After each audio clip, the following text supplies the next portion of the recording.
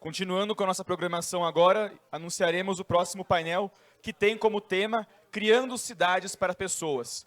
Como podemos pensar em soluções para problemas urbanísticos a partir de uma visão liberal? A partir de uma visão que, ao invés de planejamento central, burocrático, pense na liberdade como um modo de trazer melhores condições de vida para a população. Como mediador deste painel, nós teremos Rafael Lima, fundador do Ideias Radicais e do Instituto Livre Mercado. E, como painelistas, Ricardo Birman, diretor na Fundação Aaron Birman, fundador e conselheiro do Instituto de Formação de Líderes de Brasília e fundador e coordenador do Fórum Urbanidade. Carlos Johan Peter, fundador da Domus Populi, empresa voltada para o desenvolvimento de soluções habitacionais e sócio da Prado Bairro Cidade. Tiago Jardim, sócio proprietário da Tiago Jardim Arquitetura e Empreendimentos, e também Altivo Ovando Júnior, advogado especializado em regularização fundiária e arquiteto. Senhoras e senhores, com vocês, nossos palestrantes e mediador.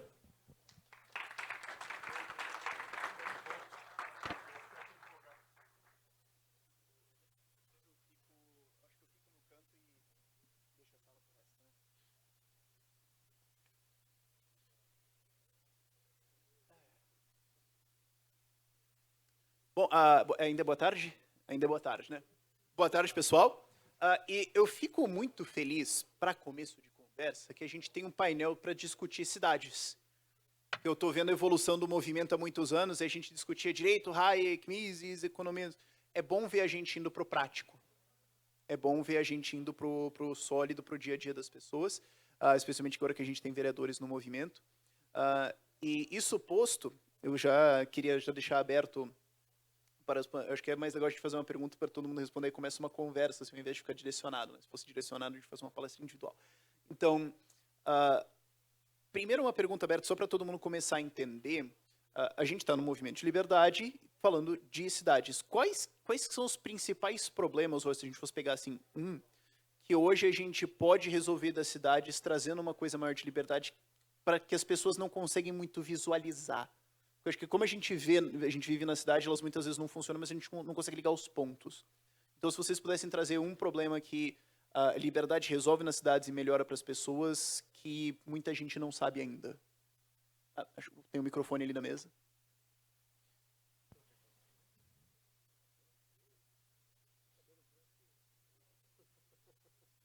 Alô. Obrigado, Rafael. Prazer estar com os meus colegas aqui. Não vou fazer a parte política de nominata e tudo isso. Vamos trabalhar.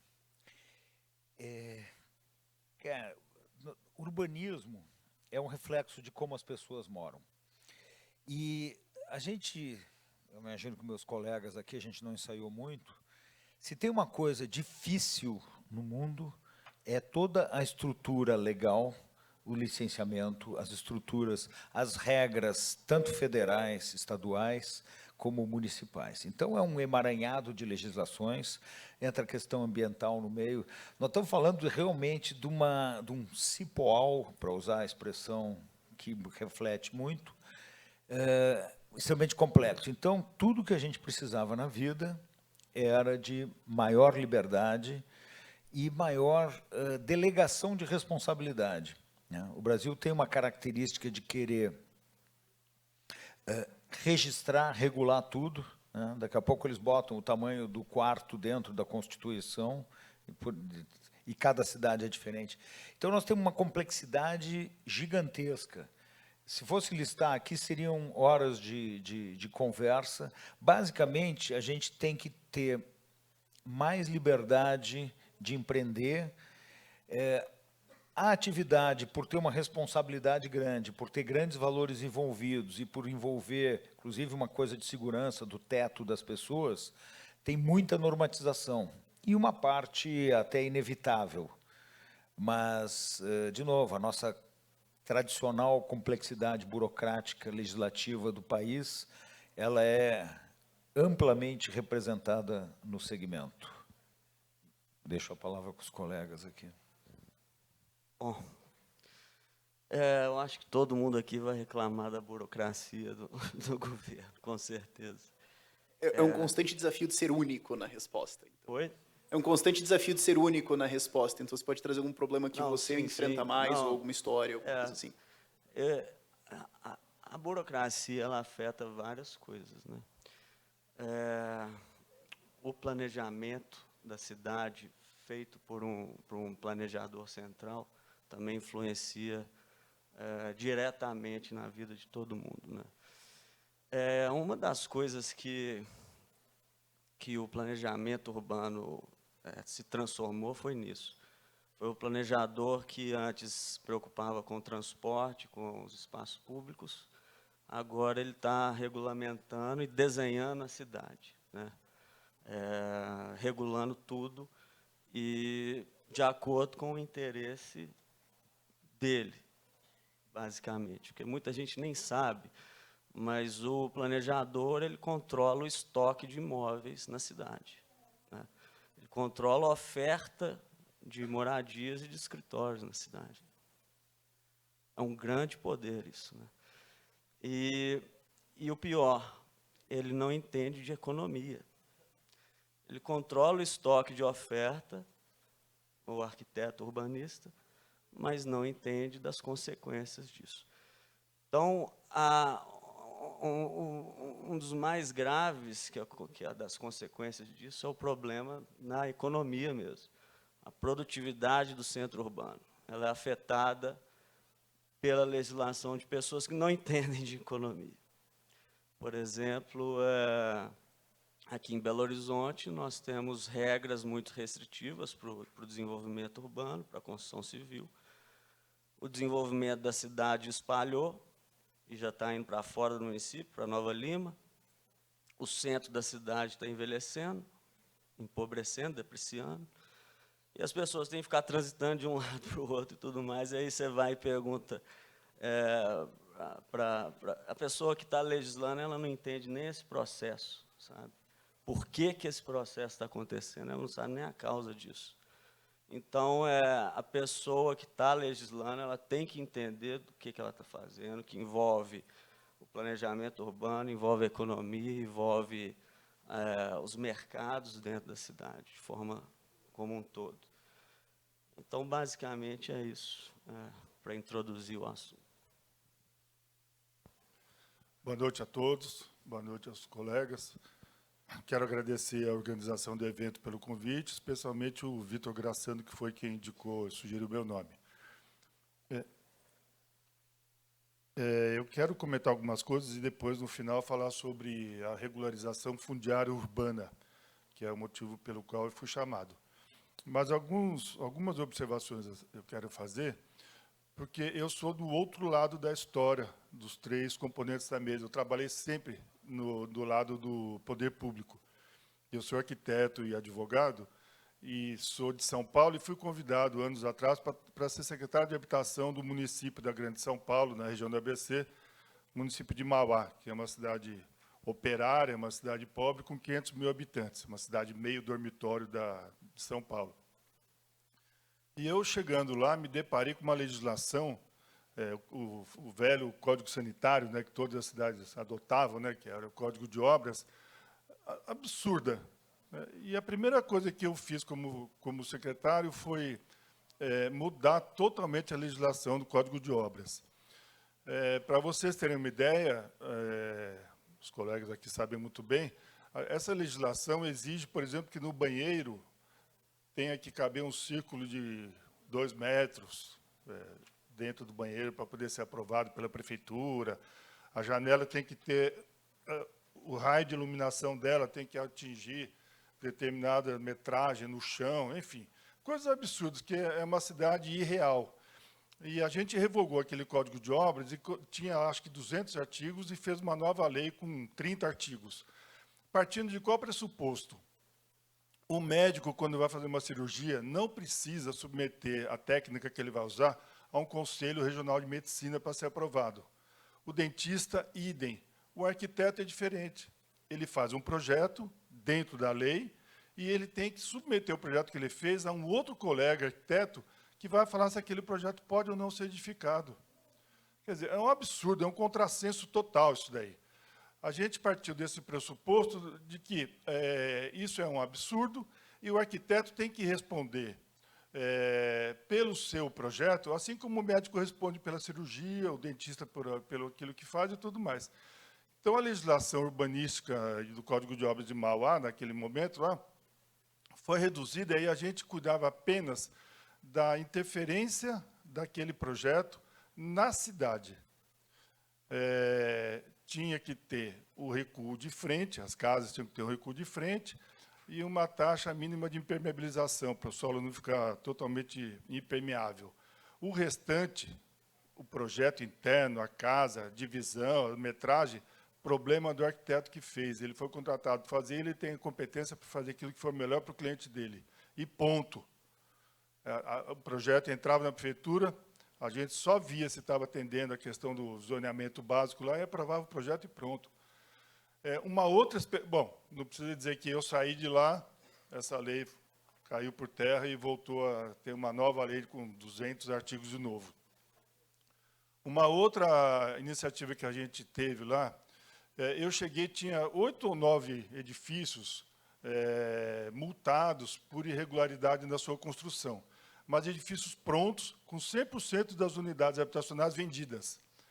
E a prefeitura multou e estava prestes a embargar todas essas obras. Os compradores das unidades habitacionais estavam sofrendo as consequências porque já queriam sair do aluguel, estavam com a expectativa de mudar, aquele sonho de mudar para apartamento novo e tal, tudo parado. As obras paralisadas, multa aplicada, e a cidade ia ficar dessa forma. A gente mandou para a Câmara Municipal um projeto de lei fazendo o seguinte, transformando a multa de pecúnia para entrega de material de construção para fazer pequeninas obras de melhoria nas favelas da cidade. Então, a multa era essa. O incorporador, o empreiteiro, o construtor tinha que levar cimento, areia, pedra, ferragem, alguma coisa, para a gente conseguir melhorar as condições da favela. Tem muita favela na cidade e totalmente insalubres. Então, eram pequenos muros de arrimo para conter encostas, pequenos muros de gabião, canalizando pequenos córregos a céu aberto, pavimentação com blocos permeáveis, ajardinamento, enfim, pequeninas obras. E aquelas irregularidades que os edifícios tinham foram sanadas, não, foram deixadas de lado. Ora, se o banheiro não cabe lá um círculo de 2 metros quadrados, que diferença faz para quem vai usar? Não tem problema nenhum, isso é uma burocracia burra, aliás, é a tal da burocracia, né? Isso tudo foi eliminado, os prédios todos foram aprovados, regularizados, as pessoas puderam morar nas suas unidades habitacionais, e a gente fez um programa extenso, sem um centavo da prefeitura, para melhorar um pouco as condições de vida daquele povo mais pobre. Isso aí foi uma outra iniciativa que foi muito bacana na ocasião. Um outro projeto que a gente fez, importante, foi dar CEP para as ruas, dar nome, dar endereço para as pessoas. Metade da cidade de Mauá, um pouco mais, é irregular. Foi uma cidade que cresceu na época da indústria automobilística que se implantou na ABC. Os operários vieram de todos os lados do Brasil e começaram a construir os loteamentos irregulares lá. Mais da metade da cidade é irregular e as ruas não tinham nome. Como a pessoa pode ter cidadania se não tem endereço? Nós fizemos um acordo com o Correio e falamos o seguinte, olha, se a Câmara Municipal der nome para a rua, ainda que seja num bairro irregular, vocês atribuem CEP? Falou, a gente atribui CEP. Mandamos para a Câmara, aprovamos a lei, demos nome para todas as ruas da cidade. As placas têm uma cor diferente das ruas oficiais, mas todas elas com CEP. Quer dizer, isso é dignidade, isso é cidadania. A gente ouviu aqui hoje, a pessoa não tem crédito. Não tem crédito nem nas Casas Bahia, não consegue comprar, porque não tem endereço. Não consegue emprego, porque não tem endereço. É uma dificuldade enorme para a vida das pessoas. Isso é falta de dignidade. Chega a ser maldade. E por conta do quê? Dessas leis, as leis urbanísticas, que os gênios que estão nos postos públicos resolvem determinar. Não, a minha cidade tem que ser assim, assim, assado, e é do jeito que eu quero, e ponto final. Quem não se enquadrar está fora da cidade legal. Isso é um contrassenso. mais 2 comentários que eu gostaria de fazer, que até o Ricardo Birman, na palestra dele lá, tocou no assunto, é a questão do adensamento das cidades. Eu fiz minha tese de doutorado sobre os prédios desocupados no centro de São Paulo, aqueles prédios que estão sem uso. Quem mora em São Paulo anda pelo centro, vê um monte de prédio com a portaria central fechada lá com bloco, e pessimamente feito, aliás, para evitar que haja invasão. E tem 100 prédios desocupados no centro da cidade de São Paulo, por conta de dívida de imposto, sucessão, os filhos que herdaram não pagam imposto, não se entendem, enfim, os prédios ficam fechados. E a Praça da Sé, o metrô da Praça da Sé, de manhã, recebe milhares de pessoas que vão trabalhar no centro, vindo da periferia, vindo dos lugares distantes. Ora, por que não destinar moradia, transformar esses prédios em moradia, ou, como o Ricardo disse, demolir esses prédios, fazer novas torres mais altas, para poder servir a essa população que trabalha no centro? A gente ouviu lá um rapaz que demora 4 horas para ir e voltar, e em São Paulo isso é comum, as pessoas demorarem 4 horas no transporte coletivo para ir trabalhar. É um absurdo isso. E de 100 prédios desocupados e vazios no centro da cidade. E a prefeitura faz um projeto ou outro, faz um exemplo lá e fala, olha, estamos cuidando de resolver esse problema. Quer dizer, não se resolve assim. E, além de tudo, a questão do adensamento, alguém falou a questão do transporte e tal. Quando você tem adensamento, especialmente nessas áreas como é o centro de São Paulo, que é a área mais bem servida de infraestrutura urbana, o adensamento faz com que os carros deixem de ir para o centro da cidade, porque os transportes públicos, os transportes coletivos podem funcionar melhor. Quer dizer, está errado pensar que o adensamento leva ao trânsito. O adensamento pode levar a ter novos e melhores transportes coletivos. Uma cidade inteligente pensa assim e faz isso. Então, a gente não pode ser contra o adensamento. A gente tem que ser a favor do adensamento, junto com novas medidas para melhorar o fluxo e a mobilidade urbana. Por enquanto é isso, depois a gente complementa. Obrigado. O tal da cidade para as pessoas. Né? Doutor Ovando, satisfação. Tinha que ter mais gente que nem o senhor que pensa a questão pública de maneira objetiva. E esse é um resumo, né, doutor? Eu sei. Não. Boa tarde, gente. Obrigado pelo convite. Rafael, muito legal estar aqui. Você pediu exemplos práticos, né? Acho que o Altivo tocou umas questões que a maioria das pessoas não se dá conta, que são as regulações de desenho, né, de arquitetura. Por exemplo, em Brasília, até pouco tempo atrás, o Código de Edificações exigia que todos os imóveis fossem entregues com um tanque de lavar roupa. Coisa curiosa. Eu fico imaginando o cara na hora que faz essa regra, né, falando assim, não, gente, onde as pessoas vão lavar um pano de chão? Se a gente não puser no Código de Edificações, imagina, vão entregar um apartamento sem um tanque, o que as pessoas vão fazer? Né? São as coisas malucas. Outras, né? Aqui é uma lista infinita, a gente pode ficar falando sobre isso, né? Mas, por exemplo, a dependência de empregada, se tiver dentro da unidade residencial, a primeira pisada dela fora do quarto tem que ser uma área de serviço do apartamento. Então, se você tiver um quarto de empregadas, ele tem que necessariamente dar para a área de serviço ou para a cozinha, senão não aprova. Ou, por exemplo, a partir de tantos dormitórios, precisa ter 2 entradas do apartamento, uma de serviço e uma social. Ou, por exemplo, acima de 4 andares, isso vale até hoje em Brasília, não pode fazer prédio sem elevador. Ou, que é muito comum em todas as cidades brasileiras, eu acho, ou quase todas, unidades residenciais têm que ser entregues com uma vaga de estacionamento privativa.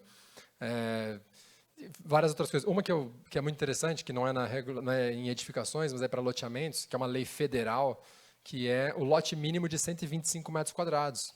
Vocês sabiam disso? O lote urbano, para qualquer cidade do Brasil, lei federal, qualquer lote urbano, seja um espaço de terra individualizado no Brasil, dentro de uma cidade tem que ter no mínimo 125 metros quadrados. Que é super interessante, né? Se você for pensar que, afinal de contas, qual é a dignidade de uma pessoa vivendo em menos do que 125 metros quadrados? Vocês não acham que é uma lei generosa? Que assim garante que todo mundo mora em pelo menos 125 metros quadrados, né? Que é o que a gente vê nas nossas cidades. Não tem ninguém morando em menos de 125 metros quadrados. Ainda bem que tem essa lei. São regras, gente, que são completamente arbitrárias, porque são 125, por que não é 126? Ou então, por que não é 1.000, cara? Porque eu acho que assim, se é para dar dignidade às pessoas em qualidade de moradia pelo um parâmetro arbitrário escrito na lei, bota 1.000 metros quadrados. E todo mundo vai morar num lote de 1.000 metros, ou 10.000. Vamos falar na lei que todo mundo tem que morar numa mansão. E vamos ver se funciona. Então, essa perspectiva esquizofrênica de que você pode fazer uma lei e ela vai mudar as relações de oferta e demanda e vai mudar as relações de como as pessoas usam o espaço, além de não funcionar, ela tem 2 efeitos perversos.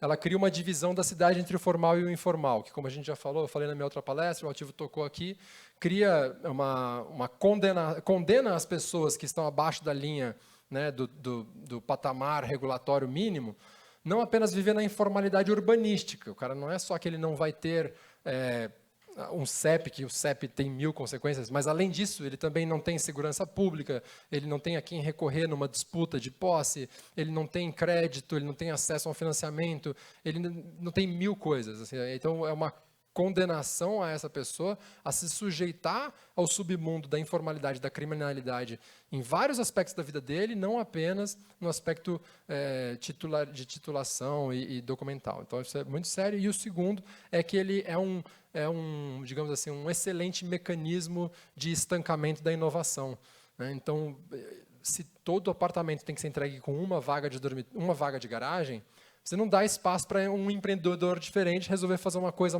sei lá, meio maluca, do tipo oferecer um prédio sem garagem de carro. E se ninguém quiser isso, o problema é dele. Deixa ele quebrar, né? Ou se alguém quiser oferecer um prédio com 10 vagas de garagem, né? Ou se alguém quiser oferecer um prédio sem varanda, ou não pode ter, por exemplo, em Brasília, compartimentos de permanência prolongada em unidades residenciais sem janela. O que é compartimento de residência prolongada? Sala, cozinha, quarto, etc. E se você quiser fazer um quarto sem janela? E talvez alguém queira comprar isso. E o que a prefeitura tem a ver com essa relação? Então, é um mercado estancado, sem espaço para inovação, diferentemente de todos os mercados aí que a gente admira, que a gente vê um monte de novidades surgindo todos os anos, né, que são marcados pela inovação. Imagina se o Steve Jobs não pudesse fazer o iPhone porque tivesse uma lei que falasse que os celulares precisassem ter uma tecla mínima de X milímetros por X milímetros, né? Ele pôde fazer um celular sem tecla, fez tudo touch, porque não tinha alguém estabelecendo como o telefone celular tinha que ser desenhado. Mas hoje as nossas legislações especificam como que o urbanismo tem que ser desenhado, como que os loteamentos são desenhados, como que os apartamentos são desenhados, como que os prédios são desenhados e como eles são usados, que é pior ainda, né? Então, também, de novo, falei bastante sobre isso na minha palestra, mas para quem não estava lá, você tem um lote no Brasil hoje, ele já vem com uma prescrição de tudo que vai poder ser feito ali para o resto da vida dele. Então, um lote comercial de baixa incomodidade com não sei o quê. Aí quer dizer o quê? Que você pode fazer lojas de cabeleireiro, manicure, mas pet shop já não pode, e um monte de regras absurdas, arbitrárias, e que não apenas estão erradas desde a partida, porque ninguém é inteligente o suficiente ao ponto de prever a utilização ideal para toda a cidade, como ela imediatamente caduca, né? É óbvio que as coisas mudam, as coisas evoluem, etc. Rafael pediu exemplos práticos. Vou dar 2 exemplos práticos. A possibilidade de zoneamentos acomodarem o uso, que é muito comum nos Estados Unidos, chama live work, que é uma unidade onde a pessoa mora e trabalha. Nossa, que coisa revolucionária, né? Assim, parece uma coisa disruptiva, a gente vai mudar o mundo.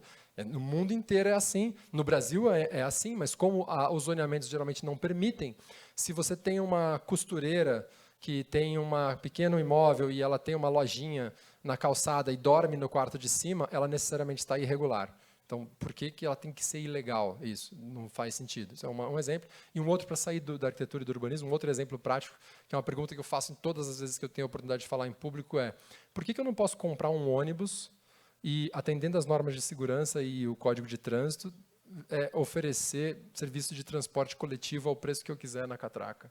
nas cidades. Não posso. Então, assim, a mobilidade está ruim, mas que tal deixar a galera ofertar serviço de mobilidade, né? Então, são 2 exemplos práticos. Bom, agora vocês entendem por que eu estou feliz de ter painel de urbanismo. Eu tenho certeza que muita gente está olhando e pensando, não pode... Sério?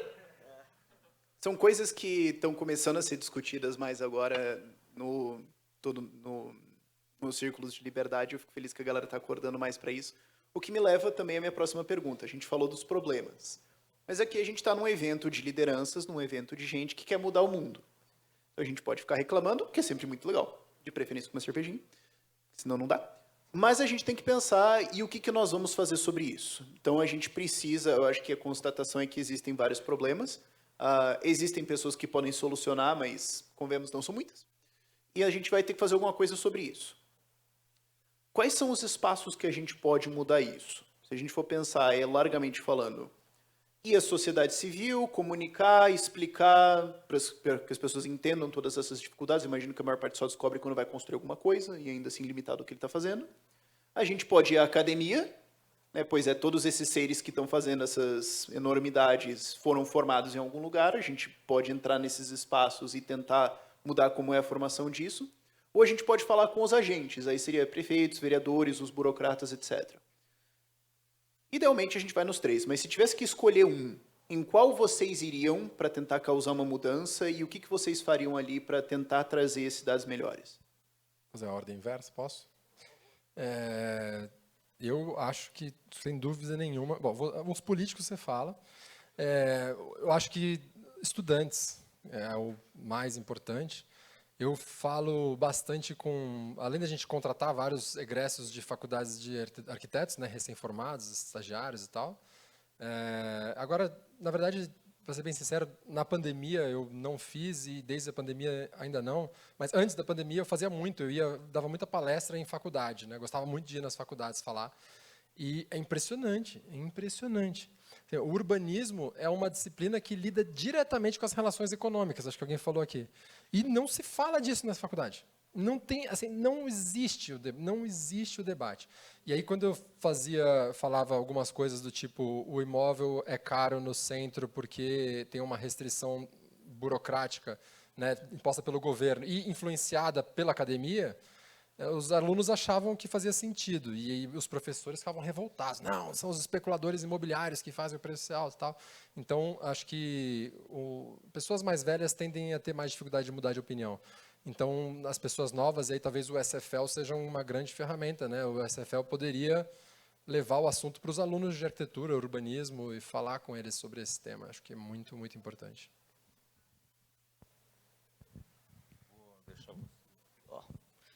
Tem umas coisas engraçadas que a gente vê nesse ramo da arquitetura e do urbanismo com relação ao empreendedorismo.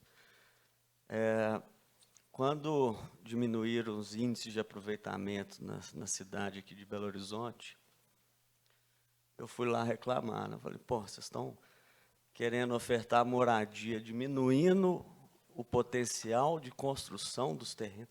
O discurso da turma é assim, nós queremos ampliar, dar moradia para as pessoas e tudo mais e tal, mas reduz o índice de aproveitamento dos terrenos. Como que você vai permitir que o mercado amplie o estoque de oferta de imóveis se você está diminuindo o índice de aproveitamento? É um trem assim, completamente sem noção. E aí, a título de traduzir para o público, um índice de aproveitamento é... O índice de aproveitamento é definido pela prefeitura como um multiplicador da área do terreno. Se, por exemplo, o índice de aproveitamento é 2 no terreno, numa zona da cidade.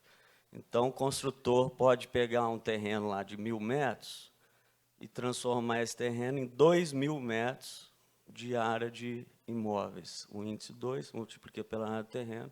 Então, você pode criar 2 andares de laje de 1.000 ou 4 andares de laje de 500, a forma que você quiser, mas o máximo é esse. Então, o limite aqui já é muito restritivo na cidade. Ela era, na lei de 2010, 3.0. E aí eles queriam reduzir para 1.0 na cidade inteira. E todo mundo falou assim, que isso, vocês estão ficando malucos. E tem um propósito político nisso que é bem perverso, sabe? Eles queriam realmente espalhar o desenvolvimento da cidade. E se você quisesse construir mais do que isso, se o empreendedor quisesse passar o limite de 1.0, ele teria que pagar para a prefeitura para adquirir o potencial de construir até o limite de 4.0. Aí nós fomos na prefeitura, na Câmara, brigamos e tal, conseguimos melhorar um pouco, passou para um limite de 5.0, um aumento de 25%, mas é quase nada. A gente vai em cidades como Nova York, o índice de aproveitamento é 20%. Né? Então, é uma discrepância violenta. E não é só nos Estados Unidos, você vai em Singapura, Coreia do Sul, China, Nova Zelândia, Camboriú, que tem 100 mil habitantes, está brotando prédio lá, tampar a praia, né? Aí, nós vamos ficar sem praia? Não, nós estamos ganhando dinheiro aqui, vamos aumentar essa praia. E fizeram uma praia gigante, agora o sol voltou a bater na praia. E aí é isso, você tem essas contradições, inclusive, respondendo a sua pergunta, eu acho que vem da escola. Eu tenho vários amigos arquitetos, e eles estavam assim, mas essas construtoras são... criticando a construtora, tem que tomar porrada. Eu falei, que isso? Você é arquiteto, você depende da funcionalidade, da construção civil, você está querendo prejudicar a construtora. Então, tem um pouco dessa falta de esclarecimento do que é a construção civil, do que é o mercado, do que é o capitalismo. Eu acho que isso no Brasil não é muito bem explicado, e isso vocês estão fazendo e estão de parabéns. Então, basicamente, é isso. Bem, soluções. Eu vou entrar agora no tema para o qual fui chamado, que é a regularização fundiária urbana. Eu posso me alongar um pouquinho de novo? Não sei, se a organização tem tempo? O que é isso? A sigla que foi dada é REURB. É uma lei aprovada no governo do Michel Temer. É uma lei maravilhosa e desburocratiza muito. Ela é feita para quê? Para regularizar os núcleos urbanos irregulares. E regularizar como?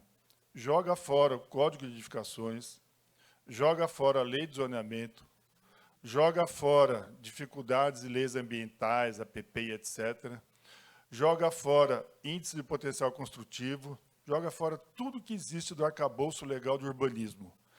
E passa-se a pensar o seguinte, está construído lá, o povo mora lá, a infraestrutura é adequada, é para regularizar. E o que é essa regularização? Onde ela chega? A entrega da matrícula do imóvel registrada no cartório de imóveis para aquele morador. Isso é dignidade. E esse é o tema desse evento todo. Isso é dignidade. A pessoa recebe o título da sua moradia registrada em cartório, a matrícula do imóvel, da segurança jurídica, porque a prefeitura nenhuma vai poder tirar a pessoa de lá.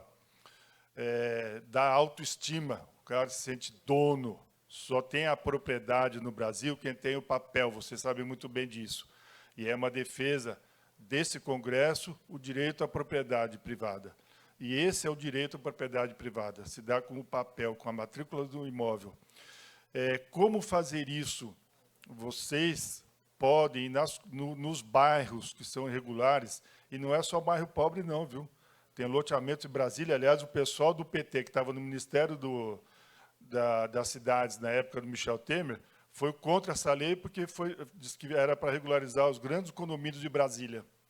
Então, não é só para a comunidade, para bairro, para favela pobre, não, é para todo tipo, inclusive industrial. É para regularizar tudo que está irregular. Como que pode ser feito isso? Vocês podem se dirigir a esses locais, conversar com os moradores de lá. Um morador pode entrar com esse pedido, a Associação de Moradores pode entrar, o Ministério Público pode entrar, o loteador pode entrar. Eu tenho clientes de São Paulo, o Ricardo até falou da região lá das represas de São Paulo. Para quem não é de São Paulo, imagina só se fosse uma letra T, esse risco vertical, da metade para baixo, fica na zona de proteção dos manecéus por conta das represas. Tem milhões de moradores em São Paulo que moram lá. Eu sou contratado por loteadores que fizeram loteamentos lá, loteamentos totalmente dentro do que pregava a 6766, a lei de loteamentos, com infraestrutura urbana, água, esgoto, drenagem, iluminação pública, energia elétrica, asfalto, tudo. Mas não conseguia aprovar, por quê? Porque eram áreas próximas às represas, então a CETESB não aprovava nunca. As pessoas moram nesses lugares faz 35 anos, são casas de alvenaria, sobrados, às vezes 3 andares, um bairro totalmente normal. E as pessoas não têm a matrícula do imóvel, por quê? Porque o órgão que cuidava do meio ambiente de São Paulo falava assim, não pode morar aí. Eu não deixo você morar, você não vai morar aí. E as pessoas moram lá. Houve uma condenação, um outro processo que eu defendo, que eu faço o REURB, houve uma condenação para o loteador que fez um loteamento igual a esse daí, 35 anos atrás, ele foi condenado pelo juiz para demolir tudo. Tem 350 casas nesse lugar, casa de alvenaria, água, tudo oficial. A gente falou, isso aí nem dá para, não tem como recuperar isso daí. Não, mas tem que demolir tudo porque é irregular. Conseguimos reverter a situação, felizmente, e agora está entrando no processo de regularização. Então, como fazer? Vocês irem nesses bairros, vocês irem atrás desses clientes, certo? E propor que eles façam a REURB. Eu vou vender meu peixe aqui agora, rapidamente, que eu escrevi um livrinho sobre isso, está aqui. Eu trouxe até um para cada colega da mesa e trouxe 2 para sortear na plateia, se a mesa permitir depois. E depois também vou deixar meu zap para quem quiser comprar o livrinho também, entre em contato para comprar.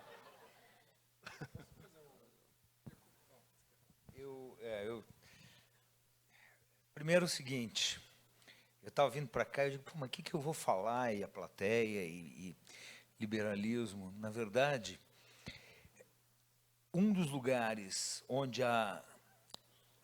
estava pensando a palavra, onde a lexorragia brasileira no nível do doutorado ou pós-doutorado, é o nosso setor. Os meus colegas já falaram muito bem exatamente o que a gente vê. Tem uma complexidade ainda só sobre melhoria, ou pelo menos para levantar a questão. Tem toda a questão do planejamento. O Brasil é historicamente um lugar onde é mal planejado. Os governos têm horizontes de 3, 4 anos e mentalidade de meses e ações de dias, ou seja, ninguém pensa... Para pensar urbanismo direito, né, altivo, eu não tenho a qualificação, mas estou batendo cabeça aí há alguns anos. Para fazer urbanismo direito, tem que pensar, como em muitas outras coisas, 20, 30 anos para frente. Então vamos escrever o tamanho do quarto e a cor do azulejo para daqui a 30 anos? Não. Mas aonde passam as vias urbanas, onde tem praça, onde tem escola, onde tem hospital, o desenho urbano tem que ser pensado numa escala. E, de novo, planeja-se com um horizonte de chegar na próxima eleição. Então, já a gente tem um conflito aqui, desculpa, eu tinha que falar de solução, mas justamente assim, tem que poder enxergar longe. Isso vale para a indústria também. Quando você vai botar uma indústria para funcionar, você tem que pensar, bom, hoje eu sou desse tamanho, mas daqui a 5 anos eu posso ser o dobro, e por aí vai. E as cidades crescem numa velocidade maluca. São Paulo cresceu quase 7% ao ano durante quase 30 anos. Estou falando da década, já passou, né? Falando de 50, 60, 70. Ou seja, só pode dar errado, não tem como dar certo, né? Tem cidades que são pensadas, no oeste do Paraná, um pouco Londrina, Maringá, ou no oeste do Brasil, Palmas, são cidades que eu nem conheço, Londrina e Maringá até conheço razoavelmente bem.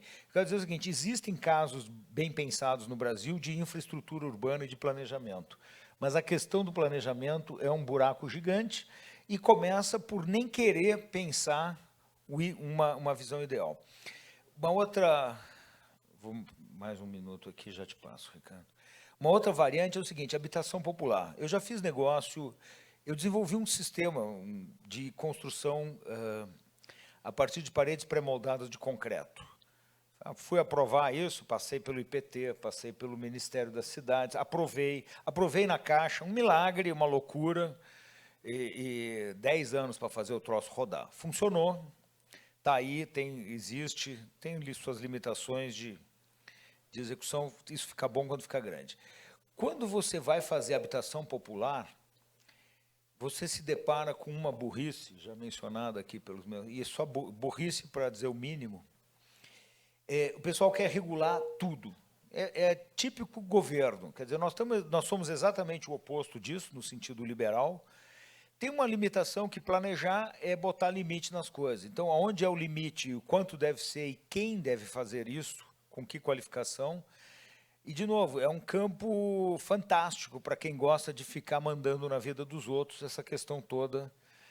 Né? Eu decido, vocês viram vários casos aqui, eu decido tudo, né? O tamanho do quarto. E cada cidade é diferente. Se você faz um desenho para uma cidade com a sala desse tamanho, o banheiro desse jeito, e quando você vai para o popular, é onde a coisa pega, que tem que fazer funcionar com altíssima eficiência. Com dinheiro tudo é mais fácil, onde a coisa aperta é que é. E como é que você traz a população para cá? Já fiz Minha Casa Minha Vida 2, já acertei um bocado, já dei muita cabeçada também. Agora, o que eu queria comentar com vocês, tem uma lei que aqui nós, eu acho, damos bastante valor a ela.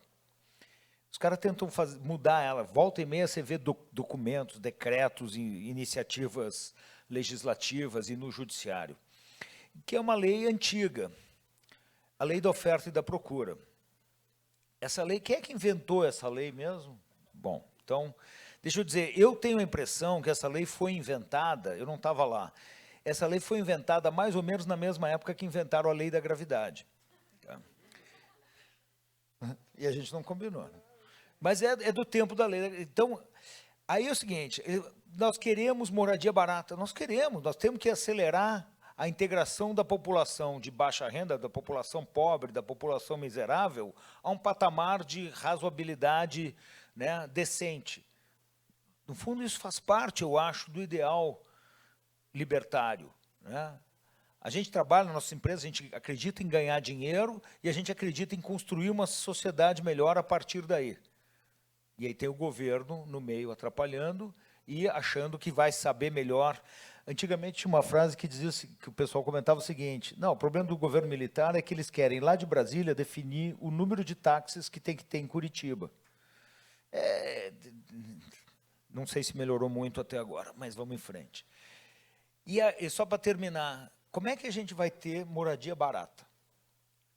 Desonerando os processos, mas a principal maneira de ter moradia barata é acelerando o empreendedorismo, alguns acertando, alguns errando, e o mercado, né, esse senhor aí, que é primo das outras duas leis, inclusive, né, da oferta e da procura, se a gente quer moradia barata, tem que botar muita moradia na rua.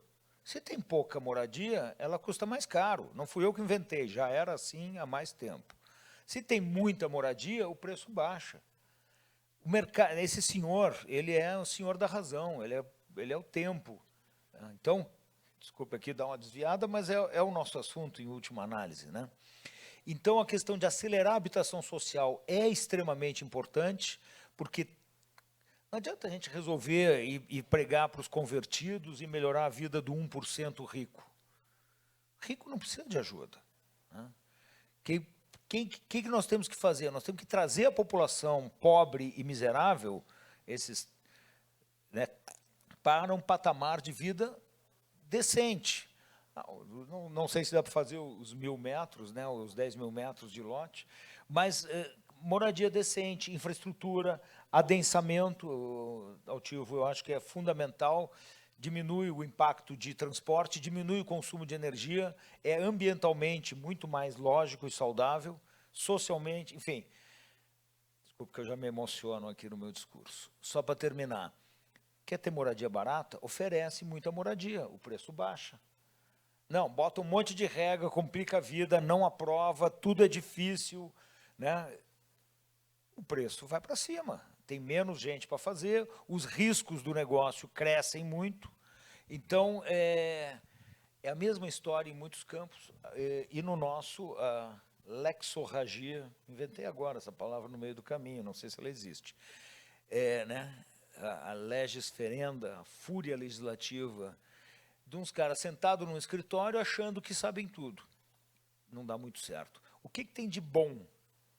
Bom é que as pessoas precisam morar e querem morar. e os empresários querem fazer. Então, apesar de ter gente tentando não deixar esses dois caras conversarem, mesmo assim, a coisa anda. E a outra grande coisa nisso tudo é a evolução tecnológica que nós temos hoje, que aí já andou um tanto, mas eu acho que ainda vai impactar muito, vai cada vez ter menos fricção, menos intermediação, simplificação e mais um salto grande, que daria mais umas 2 horas de palestra. Mudança na questão de cartório, registro e domínio de processo. Mas vou parar por aqui, porque senão não paro nunca. Placar, por enquanto, está 2 na academia e mais interferência dentro dos burocratas. Então, 2 na academia, opinião do Birman, vamos ter o placar final? Desculpe, só para terminar. Eu iria na população para mudar. A população, é que eu tinha entendido da academia. Não, para mudar tem que ser na população, para botar calor nos Ok. políticos. Então, temos um empate 1-1, todo mundo. Birman para o desempate? Eu já pus meu posicionamento nisso, só, já que você me deu o palco novamente, fazer uma pontuação aqui, que uma das coisas que a gente pode fazer é acertar o discurso e a terminologia que a gente usa como sugestão para todos nós aqui, inclusive, porque é algo que eu passei a incorporar depois de muito tempo. Muitas vezes a gente fala que um lugar, lá é muito ruim, não tem planejamento nenhum, né? Já ouviram essa frase assim, né? E o planejamento é totalmente superestimado, gente. O planejamento não é tão importante assim, não. As áreas irregulares do Brasil, que são muitas, tem municípios com 70% do seu solo irregular, ou seja, constituído fora da legislação. São Paulo tem uma boa parcela, Brasília tem mais ou menos 1/3, tem gente morando em um condomínio que você entra, você acha que você está em Alphaville. É um condomínio de casas, de alto padrão, tudo perfeito, igual. Se você não soubesse que era irregular, você nunca diria. Mas é irregular, não passou pelo processo de legislação, de burocrático de aprovação, etc. Então, se lá, sem seguir as normas, eles fazem igual o Alphaville, para que precisa das normas?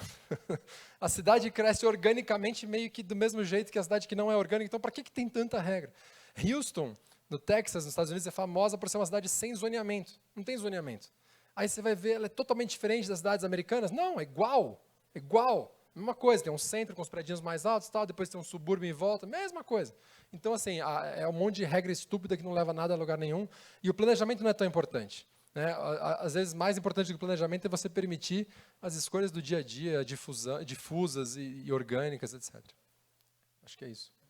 Peço desculpas, eu fiz a contagem do placar completamente errado, foi em contagem freestyle, a culpa é da Dilma. Isso posto, uma última pergunta direcionada aqui ao Birman. Acho que muita gente descobriu a importância de discutir cidades, a gente discutiu a importância de falar com os agentes, falar com a população, academia. Então, Birman, sim ou não, você acha que seria interessante a gente criar um programa digital, parceria Ideias Radicais com você, um programa digital em que a gente ensina sobre urbanismo e liberdade, atrai pessoal que está na universidade e tudo mais para entender disso e divulgar as ideias? Você acha legal a gente fazer isso? Rafael, você foi malandro nesse convite, né, cara? Você fez um convite no palco, em público, na frente de todo mundo. Que eu já tinha feito previamente. Como é que eu vou falar não? Claro, cara, vamos, lógico. Tá conversado, pô, vocês acham? Mas é isso aí, tá anunciado. A gente precisa decidir um nome ainda, mas, por enquanto, Construtores pela Liberdade? Haver, ok. Obrigado, gente.